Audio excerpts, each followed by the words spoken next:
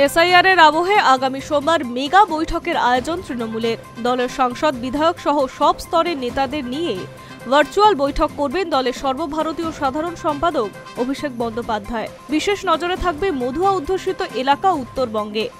এই বৈঠকে সাংসদ ও বিধায়কদের পারফরমেন্সও রিভিউ করা হবে বলে সূত্রের খবর। 26-এ বাংলায় বিধানসভা নির্বাচন, তার আগে এখনো রাজ্য জুড়ে চলছে এসআইআর অর্থাৎ ভোটার তালিকা ত্রুটিমুক্ত করার কাজ। যদিও এর নেপথ্যে বিজেপি তথা কেন্দ্রের রাজনৈতিক স্বার্থ লুকিয়ে রয়েছে বলেই দাবি তৃণমূলের। বাংলার শাসক দলের আশঙ্কা, বহু ভোটারের নাম পরিকল্পনা মাফিক বাদ দেওয়া যেতে পারে এসআইআরে। যদিও তৃণমূলের নেত্রী মুখ্যমন্ত্রী মমতা বন্দ্যোপাধ্যায় ও অভিষেক বন্দ্যোপাধ্যায় সাফ জানিয়েছেন, একজনও বৈধ ভোটারের নাম বাদ গেলে দিল্লির বুকে বৃহত্তর আন্দোলন হবে। আমজনতার সুবিধায় জেলায় জেলায় এসআইআর এর ক্যাম্প খুলেছে তৃণমূল। এসবের মাঝেই এবার মেগা বৈঠকের আয়োজন। জানা গিয়েছে, মূলত এসআইআর নিয়েই হবে ভার্চুয়াল বৈঠক। দলের সাংসদ, বিধায়ক ও সাংগঠনিক পদাধিকারিক সহ মোট 10,000-এরও বেশি নেতা উপস্থিত থাকবেন ওই বৈঠকে।